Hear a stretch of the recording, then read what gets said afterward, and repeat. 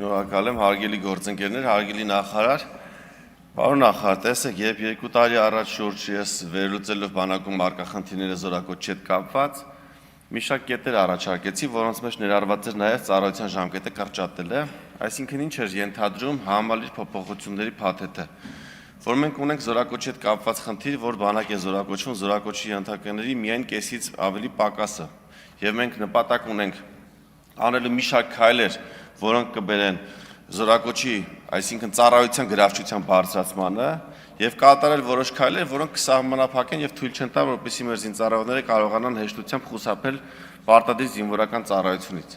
Քայլերի մի մասը արդեն կատարել ենք եւ հիվանդությունների ցանկում որոշ փոփոխություններ ենք իրականացրել։ Միայն մի հիվանդության մասով 14-րդ հոդվածով ունենք 1300-ից ավել զորակոչ տարեկան 24 թվականին ի տարբերություն 22-ի եւ 23-ի։ Այսինքն ունեցել ենք ընդհանուր առմամբ տոկոսային առումով +4.5% զորակոչ։ Ծառայության ժամկետի կրճատումը նույնպես բերել է զորակոչի թվի բարձրացման, կունենանք իմ հաշվարկներով մոտավորապես +4%-ի էլի ավել զորակոչ, քանի որ գրավչությունը բարձրանում է։ Ինչի մասին է իմ խոսքը, նաեւ վերաբերվում, երբ ասում եմ ժամկետի կրճատումը, կապենք որևէ, քանի որ սա ամենագրավիչ քայլն է, որը մենք կարող ենք կատարել, ես առաջարկում եմ, որպեսզի սա անենք փոխկապակցված այն քայլերի հետ, որոնք որ կարող են թվալ որոշ անձանց համար խնդրահարույց, օրինակ ծխելու մասով։ Իմ առաջարկների մեջ եղել է նաև նա, որ ժամկետի կրճատումը ինչ-որ մասով տարածենք այն զինծառայողների վրա, ովքեր որ չեն ծխում։ Սրանով նրանց կխորախուսենք, այն զինծառայողը հասկանա, որ ինքը կարող է